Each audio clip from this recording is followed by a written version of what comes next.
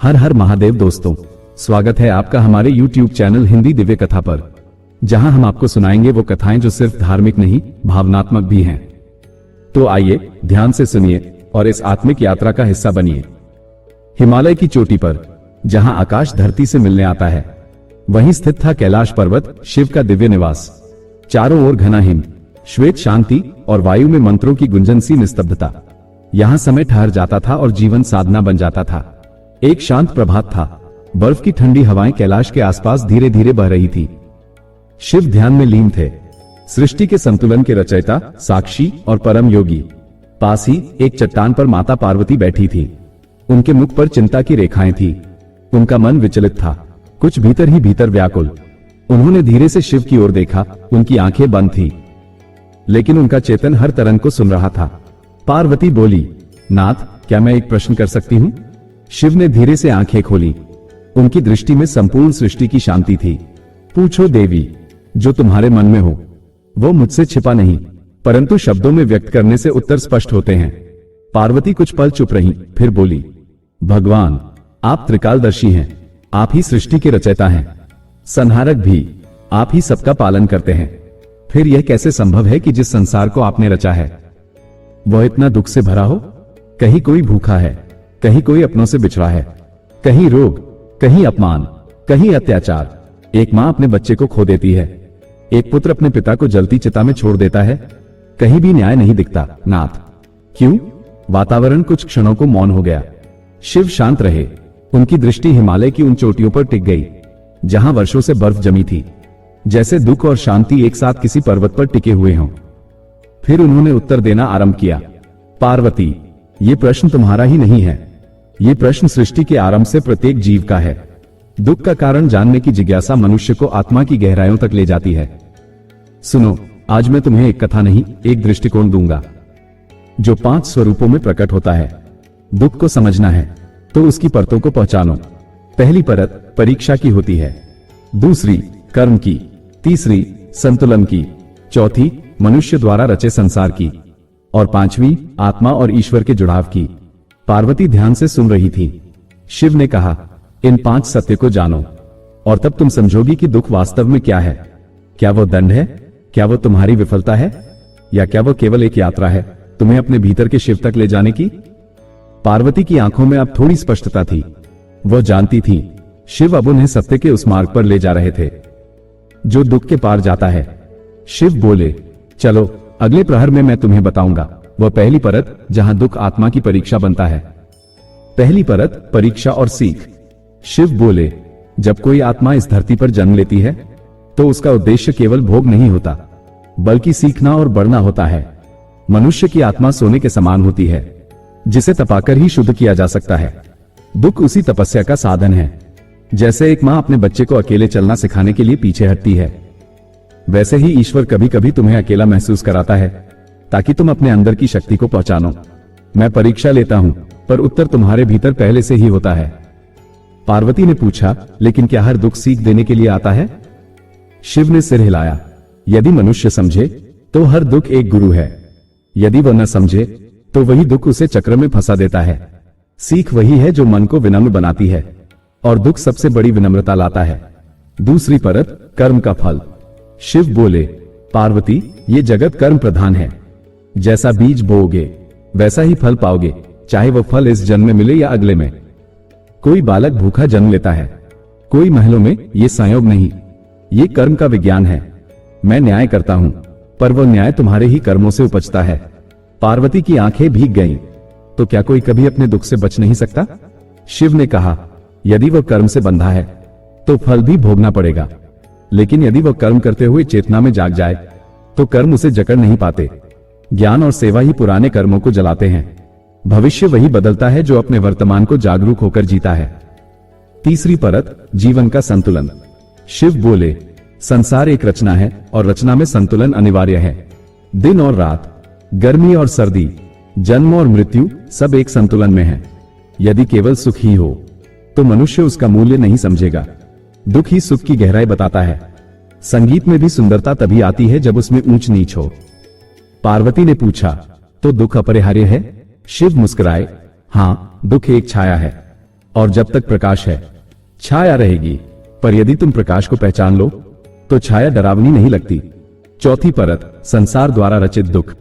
अब शिव ने अपना स्वर थोड़ा गंभीर किया। पार्वती, कुछ दुख तुम्हारे कर्म या मेरी परीक्षा नहीं होते, वे मनुष्य स्वयं पैदा करता है। लोभ, मोह, ईर्ष्या, हिंसा, ये वे बीज हैं जो समाज दुख में बोता है। जब कोई भ्रष्ट होता है, जब कोई छल करता है, जब कोई मां बाप को त्याग देता है, वो दुख संसार को देता है और फिर वही दुख उसे लौटता है। मैं वह नहीं बनाता, मैं बस साक्षी हूं। मनुष्य को अपने भीतर झांकना होगा, वो कितनी पीड़ा अपने और दूसरों के जीवन में बो रहा है। पार्वती ने धीरे से पूछा, तो ये दुख भगवान की इच्छा नहीं? शिव बोले, नहीं देवी, यह मनुष्य की इच्छा, उसका स्वार्थ और अहंकार है जो दुख का निर्माण करता है। मैं वहां हूं, परंतु दुख देने नहीं, सहारा देने। पांचवी परत, आत्मा और ईश्वर का जुड़ाव। शिव की वाणी अब बहुत ही शांत और गहराई से भरी थी। पार्वती, जब मनुष्य सब कुछ खो देता है तभी वो मुझे पुकारता है। जब वो जान लेता है कि संसार उसे धोखा दे सकता है, तब वह अंतर्मुखी होता है और उसी क्षण वो मेरी ओर बढ़ता है। दुख तुम्हें मुझसे मिलाने आता है। जो सुख में मुझसे दूर हो गया, उसे दुख मुझसे जोड़ देता है। उन्होंने आंखें बंद कर ली और कहा, दुख साधना है, दुख वो दीपक है जो आत्मा की गहराइयों में रोशनी करता है। यदि तुम उसकी भाषा समझ जाओ तो दुख एक शिक्षक बन जाता है और ईश्वर से मिलने की सीढ़ी भी। पार्वती की आंखों से अब आंसू बह रहे थे, पर ये आंसू करुणा के नहीं, समझ की थे। अब वो दुख को दंड नहीं समझ रही थी, बल्कि उसका उद्देश्य जान चुकी थी। पार्वती अब भी शिव की ओर निहार रही हैं। उनके नेत्रों में वो सवाल अब नहीं रहा, बल्कि एक जिज्ञासा है। हे नाथ, यदि दुख एक प्रक्रिया है, तो क्या उससे मुक्ति संभव है? क्या मनुष्य कभी पूर्ण शांति को पा सकता है? शिव ने आंखें खोली और बोले, शांति भीतर है, बाहर नहीं। पार्वती, दुख का अंत किसी बाहरी घटना से नहीं होता, वो तब होता है जब मनुष्य अपनी खोज बाहर से भीतर की ओर मोड़ देता है। शांति कोई वस्तु नहीं जिसे पाया जाए, वह एक स्थिति है जिसे जागरूक होकर जिया जाए। जिस क्षण मनुष्य वर्तमान में जीना सीख जाता है, उस क्षण से दुख का प्रभाव उस पर नहीं रह जाता। पार्वती ने पूछा, परंतु यह कैसे संभव है जब मनुष्य संसार की दौड़ में फंसा हो? शिव मुस्कुराए, जैसे कमल की पंखुड़ियां जल पर तैरती हैं, पर भीगती नहीं, वैसे ही मनुष्य संसार में रहते हुए भी अपने भीतर परम शांति को पा सकता है। वह योग में है, भक्ति में है, सेवा में है और सबसे अधिक स्वीकृति में है। स्वीकृति, दुख को रूपांतरित करने की कला। शिव बोले, शांति तब नहीं आती जब जीवन में कोई दुख न हो, बल्कि तब आती है जब तुम दुख को स्वीकार कर लेते हो, उससे लड़ना बंद कर देते हो। स्वीकृति कोई हार नहीं, वो उच्चतम समझ है। जब मनुष्य कहता है, हे प्रभु, जो भी भेजा है मुझे स्वीकार है, तब वो मुझसे जुड़ता है। पार्वती के मन में एक गूंज उठी। यह वही ज्ञान था जिसे अनेक ऋषि युगों से खोजते आए थे। शिव ने आगे कहा, जब मनुष्य केवल स्वयं के लिए जीता है तो वो दुखों से घिरता है, पर जब वो प्रेम से, सेवा से दूसरों के जीवन में प्रकाश लाता है तो उसे अपना दुख बोझ नहीं लगता। तब वो मैं से हम की यात्रा पर चल पड़ता है और यही वह मार्ग है जो उसे सच्ची शांति की ओर ले जाता है।